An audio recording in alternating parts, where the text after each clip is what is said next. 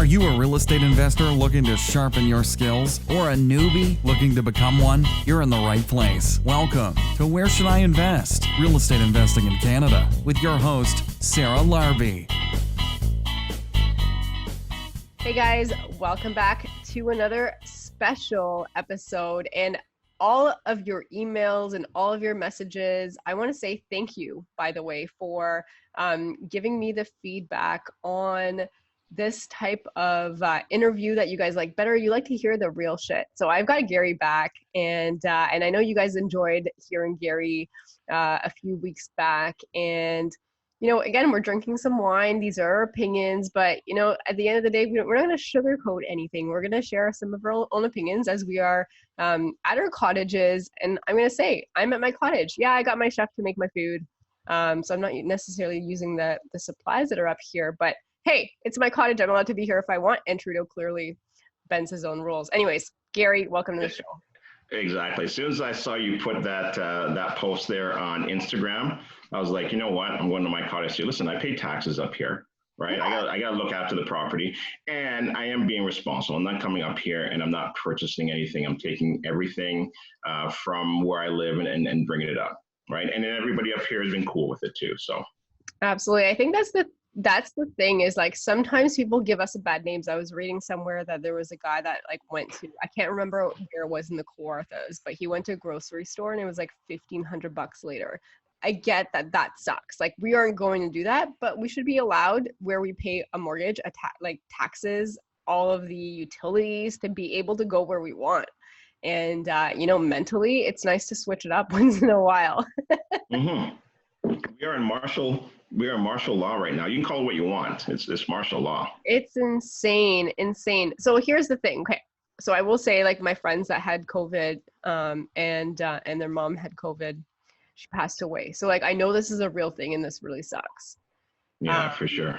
But at the end of the day too, there's certain extremes, like all the stuff that we're seeing on the news, and I don't know how you feel about it, but like, that $800 fine for like a family with 3 kids rollerblading, like, come on. I know. I saw that. That was ridiculous.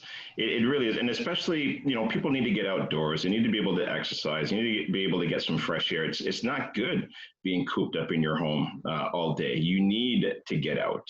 But obviously, do it responsibly, which I think that family was. There was nobody around them. It was just him and his three boys, and just trying to get some exercise. So I think that was a little extreme, a little ridiculous, right? And I think people are just kind of taking it too far, right? And I get it. I understand that. Yes, we're here. We want to try and save lives. Look, I think any loss of life is too many. Whether it's a car accident, whether it's malpractice, whether it's heart disease, whether it's diabetes, it doesn't matter what it is. One life is too much. But at the other end of the scale, you also have to take into consideration other people that are healthy, and they got to continue to remain healthy. And how else are they going to be able to do that than by getting out, getting the fresh air, getting the vitamin D that they need, right? So absolutely, you got to be careful there, I think. Have you? So I was Googling the other day. Yeah. How many suicides there have been, and I couldn't find the answer, and I guess I didn't Google hard enough. But here's the thing: mental health is going to take a toll. Like, and I think we talked about it last time. I don't know if it was recorded or not, but this is a test on mental strength more than anything. Absolutely. Like, it's going to be tough, because at the end of the day, I mean, there's a lot of people that are already suffering. Is this the right way? Like, and you look at Sweden and you look at countries that are not as draconian. I don't know if that's the way that you put it, because that lawyer that was doing the chin-ups in the park, like, he got a ticket for that. Like, why does he get a ticket for trying to work out in the park by himself? Like, I mean, he was a lawyer, and I'm sure he'll have fun fighting it, but I don't know. Like, it's just. It is. Did we already do the disclaimer that we might go offside a little bit today? Yeah, we're totally going offside, guys. These are just our opinions. Like, don't take anything, like, without doing your own research. And again, we're allowed to share. It's like free speech. We're allowed to share our opinions, and, like, we're not going to sugarcoat anything. At the end of the day, I think people enjoy the conversations where there's no bullshit and we're sharing our opinions. And, like, you may or may not agree, and that's totally cool. Like, I think it's great to see all different sides of the equation. Like, it's not, I don't know. I think part of us is like being controlled by the government. And I think part of us is like, we probably should be doing this because it's a shitty disease. And like, I know somebody that died from it. But at the end of the day, like, do we all know somebody that died from a heart attack? Or like, yes, absolutely. Like, there's other things too. I'm so torn, Yeah, and listen, and so am I. And the thing is, again, right, if you start taking a look at some of the stats, and I've taken a look at some of it, I don't recall all the numbers, but I mean, when you start taking a look at like car accidents, like 1 million people die every year worldwide from car accidents. So then what do? Do you then change the speed limit to 5 kilometers an hour so that nobody dies? Well, then you're not going to be able to get anywhere as fast as you need to, right? So yes, I understand you to put some safety measures in, and I don't know if it makes sense, again, to destroy the economy, because we may have talked about this the last time, but my big concern that I have is that what's going to happen when we do come out of this? What's going to happen when businesses can't reopen? I had a conversation yesterday with my insurance broker, because I had to make some changes to my insurance, and then we were talking just as open as we are talking right now, Sarah. And she said, Gary, listen, there are restaurants and businesses that we insure that have already called and told us that they are not reopening. Like, they're done. And so I also heard another stat, I think it's about like maybe 10%. And those are probably just people that they've talked to, or people that have actually confirmed that they're not going to reopen. What is that number going to look like a month from now, 2 months from now, 3 months from now? And especially when you start hearing, how long the government is talking about potentially keeping us, locked indoors, right? And the cure could potentially be worse than the actual virus itself. That's the concern that I have. Yes, I do believe that, people that have set themselves up properly for something as major as this will be fine. Yes, you're going to see a large transfer of wealth, and it's going to be the largest transfer of wealth you've ever seen. But it's sad to see where hard working families, business owners, entrepreneurs are going to be completely blown away by something like this, and then now going to have to potentially depend on, government handout. But yes, I know now is the time about mindset. I know that people are going to be able to, succeed in this and do well, but it's going to be sad to see the other side of the fence, where those other families just aren't going to be able to, succeed in this. Because look, think about, people that invest in real estate. Yes, I think for the most part, most of us are going to do well. We're going to be able to weather this storm. If we bought homes right for cash flow, but a lot of people don't invest in real estate. A lot of people just are entrepreneurs, and they are at times paycheck to paycheck, or maybe they have 2 or 3 months saved up, but they don't have the wealth that many investors have that have been doing this for a number of years to sustain this type of a hurricane. I know, that's the biggest thing. It's just, okay, so here's the thing, because like, we're in real estate. We have equity in the houses, like we're refinancing a couple, and we have the advanceable mortgages, so you can unlock those. And essentially with advanceable mortgages, my mortgage broker, she's brilliant. She was like basically saying, if you unlock, here's the thing, we're not in this situation, but just as tips for other investors, if you unlock your advanceable mortgages, like Scotia has one that's called STEP, and like RBC has other ones. And essentially what it means in an advanceable mortgage is if you put $1 in that counts towards principal, like how there's principal and interest on your mortgage payments, it opens the $1 HELOC.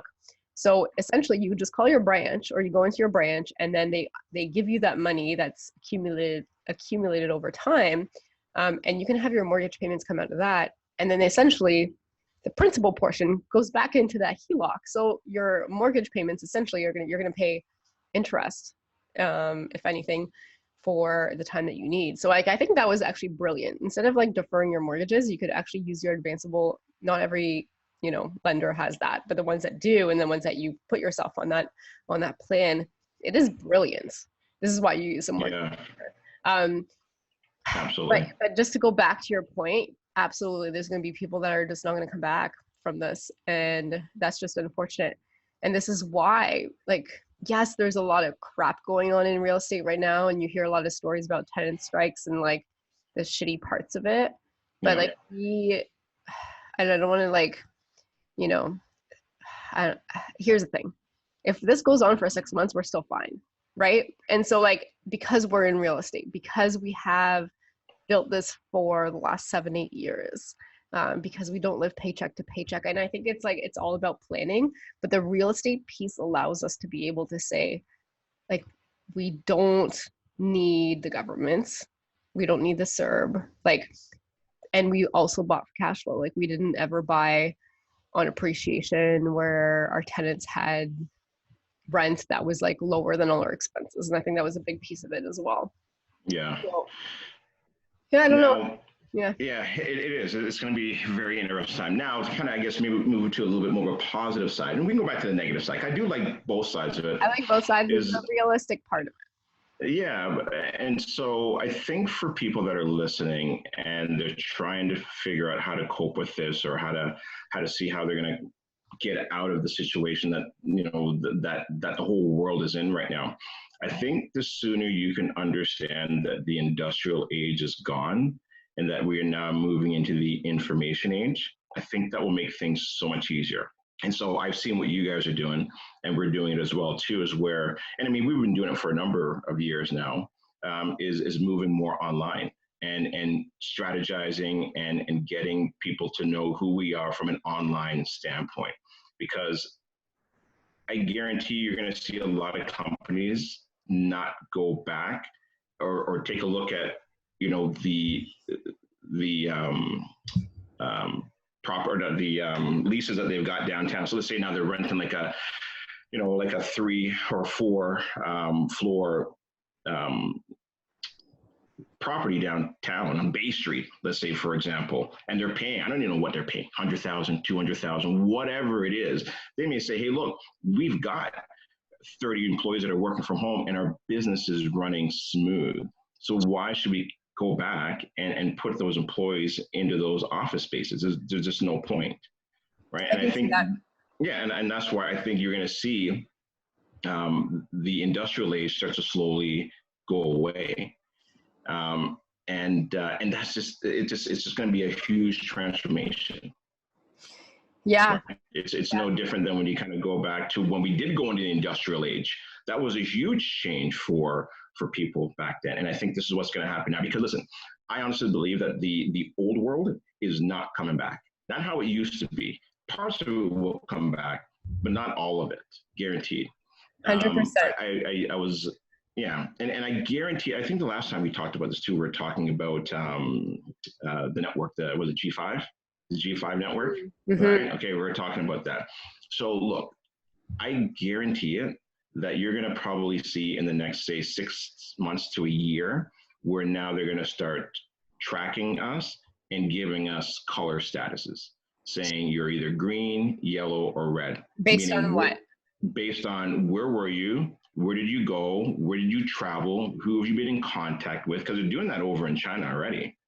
And so, again, when you're in a lockdown like this, you know, would you not want the government to come up with something to say, hey, look, I don't want to be locked down like this. Give me anything. And they say, sure, no problem. We'll give you a color status. So then now, if you want to travel somewhere and you've been somewhere else, they may say, hey, look, you can't go over here. You can't go there. You can't travel there because you've been in a particular area that's high prone to coronavirus or the flu, whatever it is that may come down the road. And I won't be surprised if that happens. Whole other extreme of control. I'm not good with control in general. I really am not with people having control over me. I like to be in control of myself. Yeah. But it's going to be hard. So I can see the later generations, like Gen Zs or like, you know, whoever gets born now, that could, like, if it's their new normal, they're fine with it. But I can't see us all being like sheep and going ahead with it.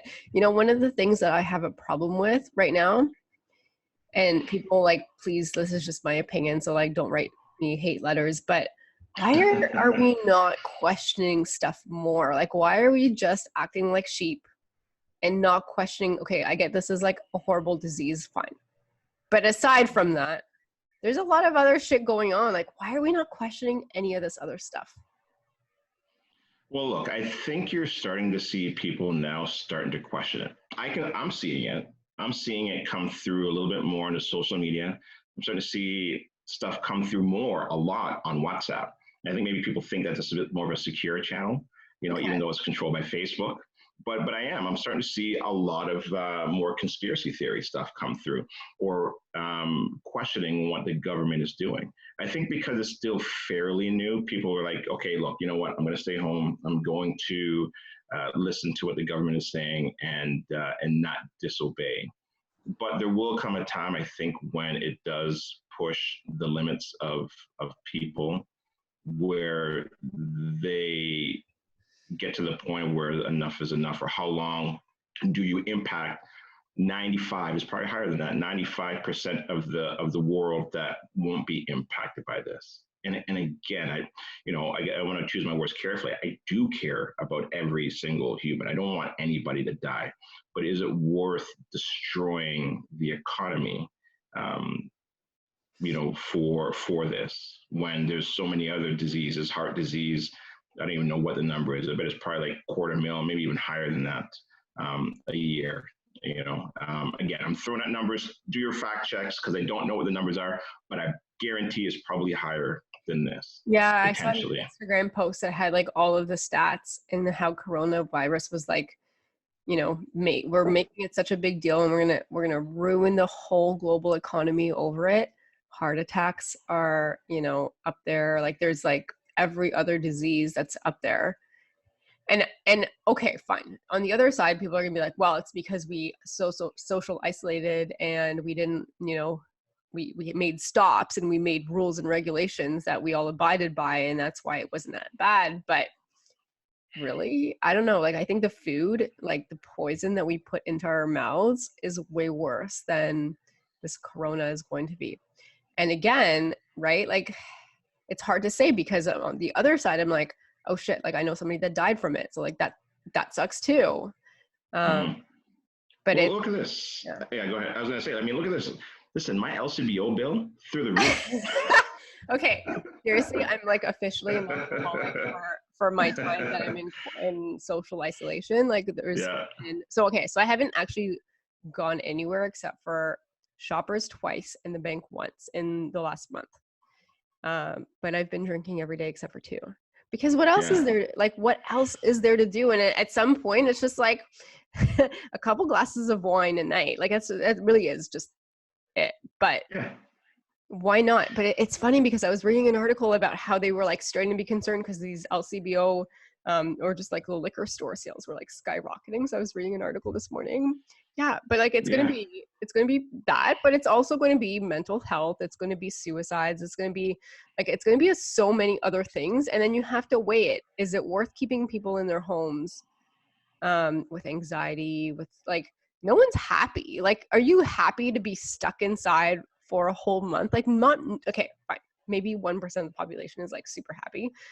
But the majority of people are like, what the fuck, man? I need to get out. I need to be social. I need to see my friends. Like, I don't know. I don't know what the lesser evil is.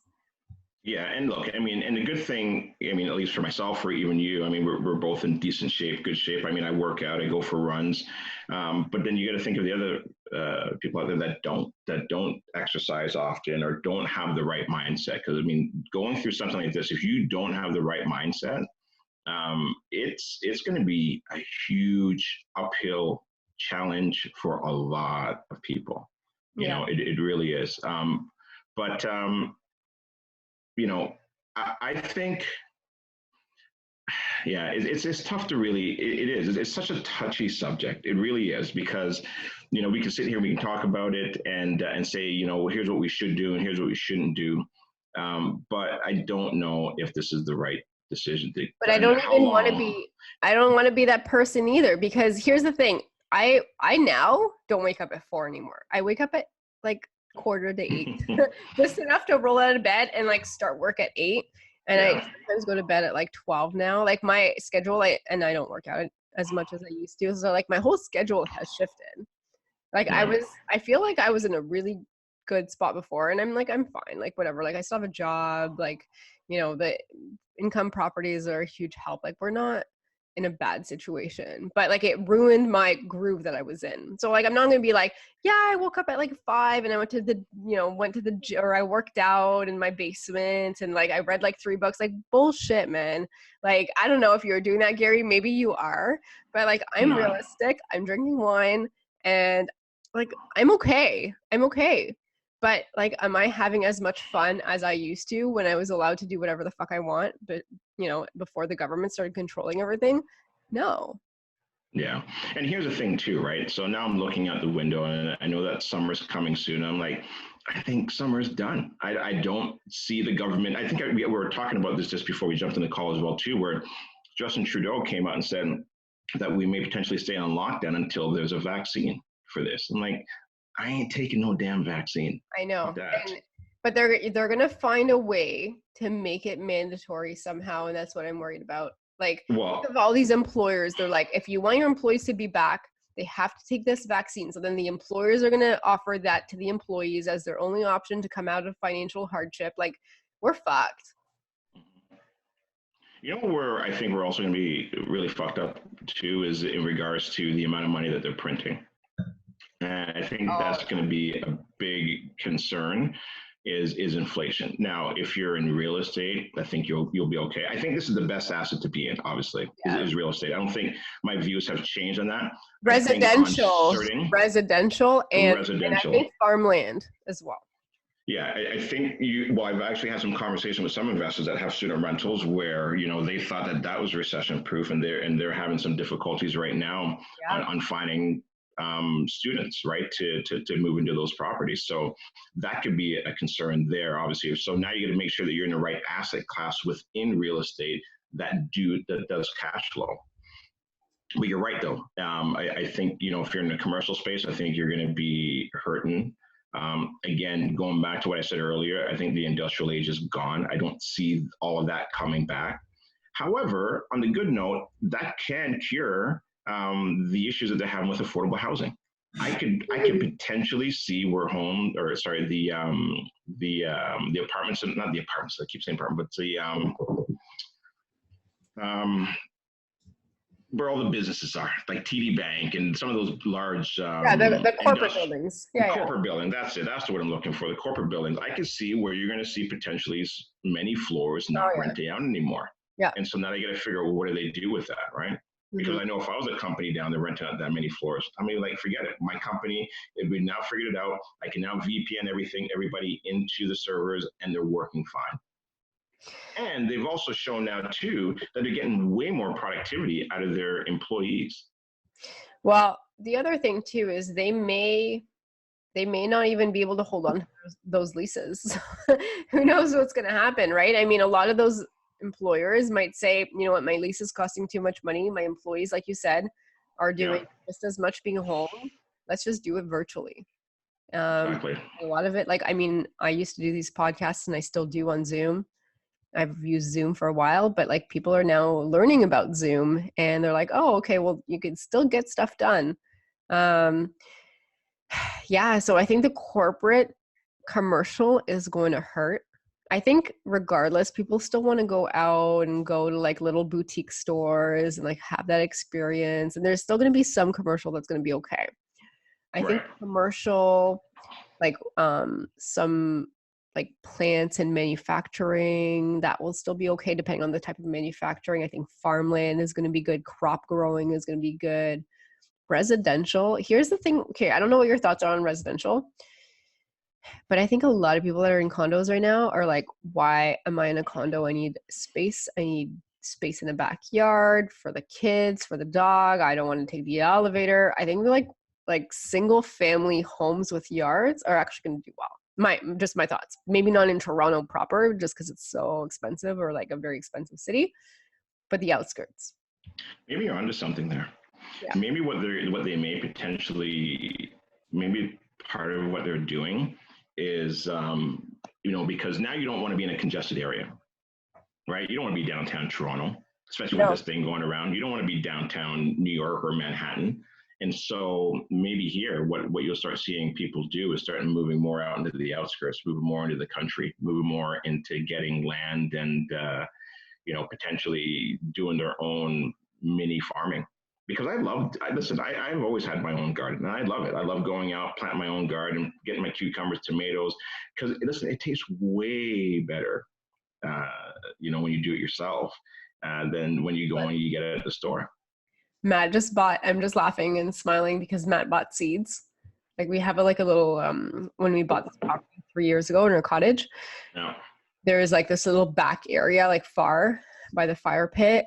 And it was a garden. We never even touched it. But now he bought seeds. So I think we're going to start well, I shouldn't say he's going to start attempting to garden. Yeah. It's quite interesting, but I think regardless, the value is going to be in those places with space, with yard, Mm-hmm. no elevators, with no fire alarm ringing at 3 a.m, with a little bit more space. But it's going to also be interesting because are people going to be able to afford that, and how far are they going to have to go out before they afford that? Yeah. Now let's talk about, I guess, maybe, and what your thoughts are in regards to how do people kind of position themselves moving forward. Because again, I'm really big on history. And listen, I'm not a historian by any means. I'm actually a novice at it, but there's lots of things that I've read and looked into. There's one book, if your listeners haven't read this book yet, it's the Creature from Jekyll Island. Never seen it. Incredible book. And what it talks about is the Federal Reserve and how it was created. And essentially it was, I think it was about 4 or 5 banks that came together. So JP Morgan, Rockefeller, the Rothschilds, and they came together, I think it was around 1913. And essentially it was a cartel. And what they did, they came together to try and take out a lot of the other smaller banks. Because these other smaller banks were starting to grow, and they ended up taking a good 55 or 56% of the market. And so they came together to try and create the Federal Reserve to say, hey, look, you guys all now have to adhere to these particular rules, right? And so really what the Federal Reserve is all about now is that, so then, because back then a lot of times the banks would fail and they would lose money and they would go bankrupt or whatever the situation was. But then now what would happen was that they would then shift the blame onto the people, and through some form of taxation or whatever, they were able to then get that money back.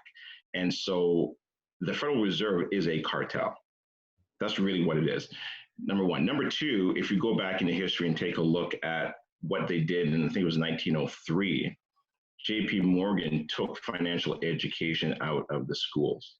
And so that's one of the reasons when you take a look at the schools, why don't they teach kids anything about how a credit report works, or what about credit cards, interest rates, simple interest, compound interest. There's a reason why that's not in the schools, and it's to keep people dumbed down. And so the only reason why we know what we know is because we went out and we searched and we try to understand what's happening with inflation and how does currency and fiat currency work. And so once you understand that the dollar is just paper, then you now have to control hard assets. And that's one of the reasons when I woke up back in 2008 was I need to get into something that is going to outpace inflation.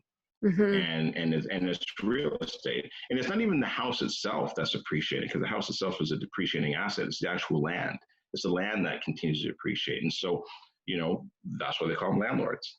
And so people that are we're in a situation that we're in, they need to really educate themselves to understand how this all works and what side of the fence you need to be on, because there's going to be a massive transfer of wealth. And the sad thing is what you're going to see is all these baby boomers, they're going to lose their money. And when you take a look at the stock market right now, even though it's starting to bounce back up again, I guarantee you that thing's going right back down again. I think what you're seeing right now is what they call I think it's called a dead cat bounce or something like that, or dead. They were saying that there's going to be a double dip or something along those lines. For sure. I think it's going to go down below 18,000. I don't know. I don't have a crystal ball by any means, but I just don't see it continuing to go back up. And Well, especially when they're talking that they're going to keep us locked in for the next few months. yeah. Well, right now they're saying till like mid-May.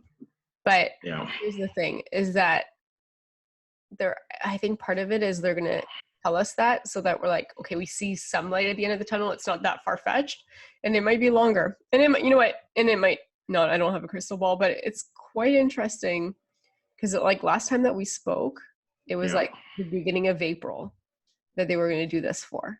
Mm-hmm. And we're like, it's for sure going to be longer. They just don't want to scare us. They don't want to like have us panic. They want us to like behave like little sheep and be like, okay. Well, I think we said that, right? We're like, okay, you're going to do another 2 weeks, then another 2 weeks. Now I think they said 28 days. And look, you know what? I haven't even turned on the news for the last, I don't even know how long it's been. I swear it's got to be like at least 6 or 7 days. So I'm kind of out of it. The last thing I heard was they were talking about, Doug Ford was saying they're going to do like 28 days or something like that. Okay, so that was like so, 2 days ago. how long ago was it? That was a couple days ago. Was it okay? Have they actually now said yes, they're doing that? But again, so I'm not watching news. Yeah. I'm just getting this stuff come through WhatsApp.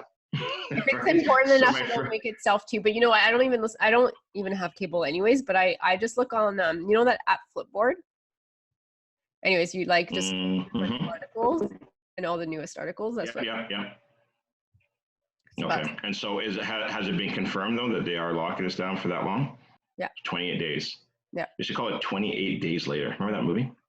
There's definitely going to be some movies made of this whole thing for sure. Yeah. Conspiracy theories, but like there's going to be tons of movies for sure on all this chaos.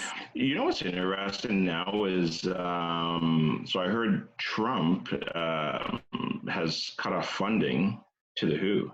Yeah. That's a very interesting move. I wonder what's happening there. What is it, like 500 million that they pay? Well, it's because, okay, so here's what is being said. Is it a conspiracy theory? No, I think it's actually kind of true. Oh, okay, so is it? Okay, cool. So the virus was created in a lab, not as a malicious thing, but just they were trying to test some things and like have some precautions. Okay. Anyways, so the virus got out of control, and I'm probably not even saying the story properly, so you guys do your homework. Yeah. But the guy got it from the test, and he was like doing the lab work on it. And then he went into the wet markets, and then he spread it around. But originally he was like testing, and he was like looking for like different things, and he was just like a lab worker. So so it's kind of interesting. And then the WHO decided to not make it as a big deal, and they tried to keep it hush hush. And so again, I don't have all the facts because I don't want to be all in it, but like that's what I know anyways for what I know. Yeah. The interesting thing as well too is that the WHO still allowed China to allow planes to leave and go to other countries when they'd known about it for I don't know how long it was. A good right. That's exactly the issue, is that they tried to cover it in the sense, and they didn't really ring the alarm bells when they should have, and they tried to like patch it up. And now look, hindsight's always 20/20, right? You can look back at it and say, well, okay, they should have done this and they should have done that, right? But when you look back at it, you can always say, okay, yeah, this is where they went wrong. But at the time, I don't know. I've heard some people say, well, this is close to being an act of war, where they allowed the rest of the country, the rest of the world, to be destroyed economically. Now, I don't know, but there's obviously something going on where, there's a reason why Trump is not, have cut off funding, right? But now we're going down to some pretty serious rabbit holes there for sure. And the U.S. is their biggest funder too. They spend the most, or they give the most. So. Oh, really? Okay. It's going to be interesting. I mean, here's the thing. At the end of the day, I guess we should probably stick to real estate investing. I know we're going off track here. But you know what? It's interesting to talk about it. Yeah. Because look, you know what? I am not hearing anybody within our space and within our realm kind of talk about this stuff, right? And I get it, because it's not an easy subject to touch on without having people look at you potentially frown on you and say, what the fuck are you guys even talking about? You don't even know what you're talking about. But Well, a conspiracy theory is only a conspiracy theory until it becomes real. here's Right? my thing is I like to look at all sides and then base my opinion. Just like, if you're listening to this at home, look at other sides and then base your opinion. Like, my opinion isn't necessarily the correct opinion. Gary's opinion isn't necessarily the correct one. Make your opinion based on the facts, but like, look at more than just what the government is saying. And hopefully, 100%. hopefully, I think my biggest concern is that we're in this till September, till October, and then they force us to get a vaccine. I think that's my biggest concern. And then in the meantime, they fuck up the whole economy. And then all of, like, Canada is comprised of small businesses. Like, that is what makes our country go. Look, here, and here, look, you touched on a really good point there, because if you know that there's a game being played, right, well, then you have a chance to understand the game. And if you can understand the game, then you have a chance to win the game. And the only way you can understand the game is to understand every aspect of it. So you have to look at everything. And that's what I do. Because if you don't know the rules, or you don't know what's happening here, there, the punch that knocks you out is a punch that you don't see coming. Mm-hmm. And so, they always say, never let a crisis go to waste. And so then you have to look at, is there something else that's happening here? It could just be a virus, 100%. And maybe that is the highest percent of the whole entire game. However, what if 5% there's something else that's happening? And so you should at least know and understand it so that you can be prepared, right? Mm-hmm. As opposed to being knocked off your feet and not know what's happening. And so I'm looking at every angle. I'm looking at the best way to look after myself and my family, and anybody else that wants to listen to me. And that's why I'm doing more of the webinars. That's why I'm doing more of the podcast. I actually did an incredible podcast, and I know it's very controversial. It's Stefan Arnio. Mm-hmm. And what an interesting conversation we had. Now, do I believe everything that he says? I don't. Is there lots of things in there that he says that I agree with? 100%. I respect him, but just because I respect him doesn't mean I have to agree with everything that he says. Right, of course. So now he's given me another view of, here are things that could potentially happen. And I'm like, cool. Now, I can do whatever I want to do with that information, but at least I'm aware of it. At least you have another point of view. Like, so part of like what I'm angry at is that there's so much control being dictated to us. And one of the things that I heard is that they're planning on removing the content online that is fake news. But fake news is all the controversy. Fake news is all of the conspiracy. Fake news is thinking outside the box. I don't know. Is this another way of control? That is something I literally just read today. Well, for sure. Look, they would, if you are trying to control the world or control the news and the information that goes out to everybody, and you know that now the news media is not getting as much play as podcasts or social media, well, then how do you control it? You have to police it and say it's fake news, right? And then, but then who says and dictates that that's fake or not fake? It doesn't matter. Let me look at the information. Let me decide if I think this is bullshit, or if I think it's relevant information that I can use. That's exactly. It. And you should be able to view other sides. And the fact that they're trying to say, we want to make a law against, this fake news and being able to remove it. What is this, China? Exactly. And that's where it feels like it's moving to. There's a great podcast that I listen to, Brian Rose. I don't know if you know him, London Real. Really, really good. And he had somebody on his show, and he's been around for a number of years. Incredible in guests that he's had on there. Okay. from mindset to wealth building to Robert Kiyosaki, real estate invest, like everybody. Mm-hmm. And anyways, he had somebody that came on, David Icke, I've heard talking of about that guy. talking very high controversial stuff. Mm-hmm. And they took it down, and now they're threatening to essentially ban him from YouTube. Ridiculous. Just because he had one guy on that was talking about some controversial things in regards to the 5G network and why they're shutting down the whole entire world. I mean, look, it was very good content. Some of the stuff I don't believe in, but other stuff is like, hey, that's actually really eye-opening one, and that's exactly what he's saying. Is like, it's free speech. Yeah. When you start infringing, like the truth actually coming out. Right. Once you start infringing on that, then you're moving into, again, where we are right now, which is, you call it what you want, it's martial law. Yeah. Right.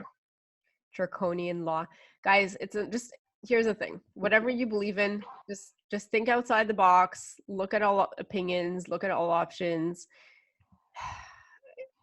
I mean, here's the thing. It can only go so much longer where we're all in social isolation until we start really starting to question more, raise red flags.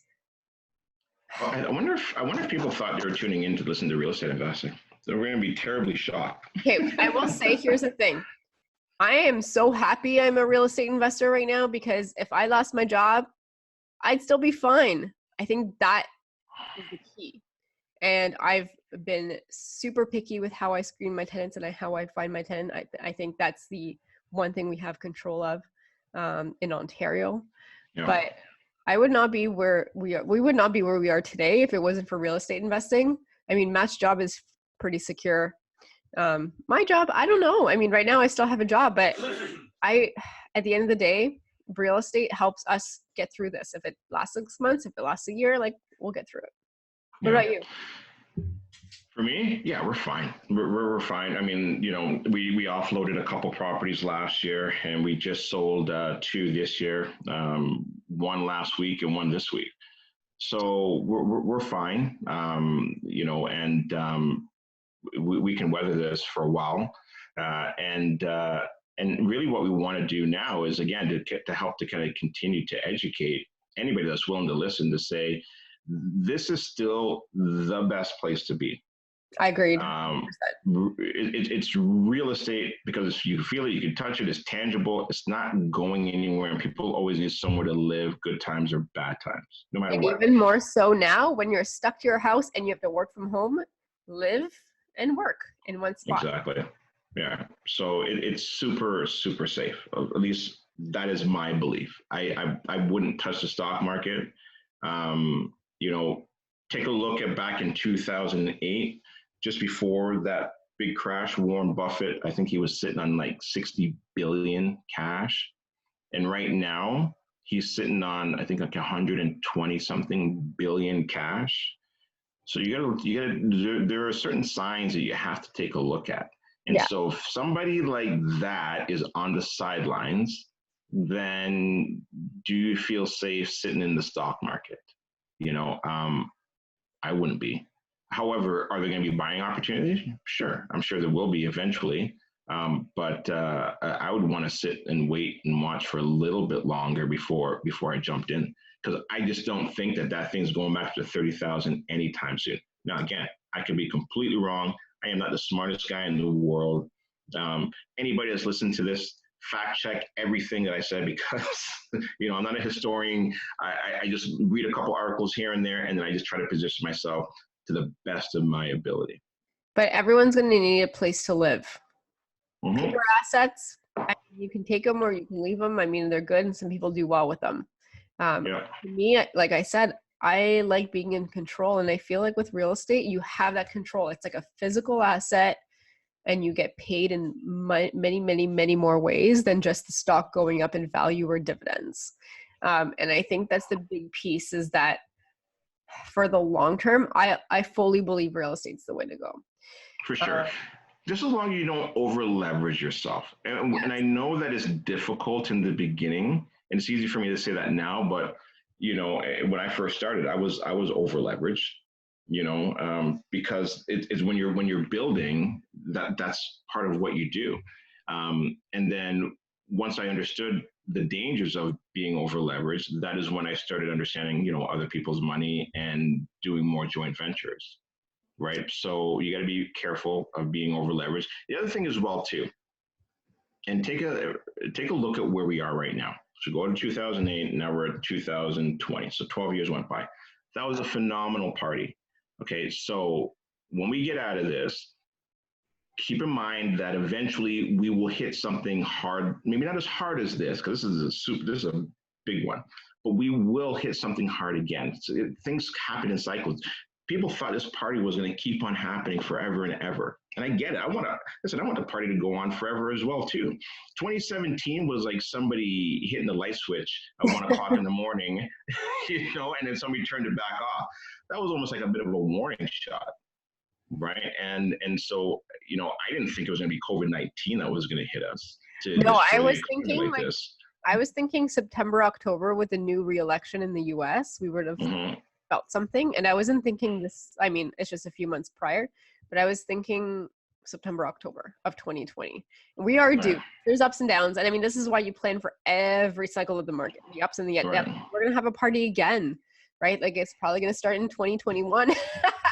For sure. But we're going to have a party again. And the thing is that if you buy for the long term and you buy on cash flow, you are going to be able to take the ups and downs. Do not buy on appreciation, because this is when you get your, unfortunately, your ass handed to you. Exactly. So doesn't have to be thousands of dollars of cash flow. Like just buy some cash flow. At least make sure your rent covers everything that you need to pay, and then gives you a little bit of money at the end of the day. You get your mortgage paid down, you get your appreciation over time. And 10 years from now, this shit won't matter. But at the end of the day, there's going to be some amazing opportunities. In every downturn, this is where people get rich. This is where people build their wealth. Look for the opportunities. They are not here yet as of, this is recording April 16th, 2020. Right. I haven't seen a ton of opportunities, but there will be a ton of them. Guaranteed. 100%. Again, what I said earlier, the largest transfer of wealth is about to happen. This is going to probably be larger than the Great Depression. And so unfortunately, some people are going to be very sad and hurt. And I feel bad for the baby boomers, especially with them got their money all tied up in that stock market. But it's unfortunate, right? It's unfortunate because a lot of people just didn't have financial education. But you can say, well, Gary, just because I was in the stock market and I didn't have financial education, it's not my fault. Well, then maybe you should have diversified a bit more, because look, I got hit hard in the stock market too when I used to be in it. I got hit hard in currency trading. I got hit hard in commodity trading. And then once I saw the home that I lived in and what it had done over the course of 6 or 7 years, I'm like, what if I had like 3 or 4 of these? Yeah. Just 3 or 4. Even one more would completely change my life. If only about one more, I didn't start Smart Home Choice, none of that stuff. Just one more, even today, I'd still be fine. Yeah, absolutely. Real estate's the way to go, 100%. Gary, where can listeners reach out and find out more about you? So if they want to learn more about me, they can go to smarthomechoice.ca. They can also tune into my podcast that's on iTunes and Spotify, Stitcher. Just search in Real Talk with Gary. And if they really want to, they can reach me by email as well too, Gary@smarthomechoice.ca. Amazing. Gary, it's been a pleasure having you. And thanks for being a recurring guest on the show and sharing like your opinions. And I think it's important to, this is the kind of podcast I enjoy doing, because we're just, drinking some wine, talking about what we believe in, what we don't believe in, the shit that's going on around us. We're not sugarcoating it. And, sorry if we offended anybody, but at the end of the day, we're real people with like opinions and and we like sharing those on the platform. So Gary, thanks for being on the show. You're welcome. And listen, and I'll end it with this. Even though there is a major crisis that's going on, the larger or the bigger crisis is actually happening in your head. And so if you can work on that, if you can fix that, then you can definitely work through the crisis that's happening outside. Well said. Thanks, Gary. All right, no problem. Take care. Thanks so much for listening to Where Should I Invest with your host, Sarah Larbi. Make sure to listen in next time. We'll catch you on the next episode of Where Should I Invest?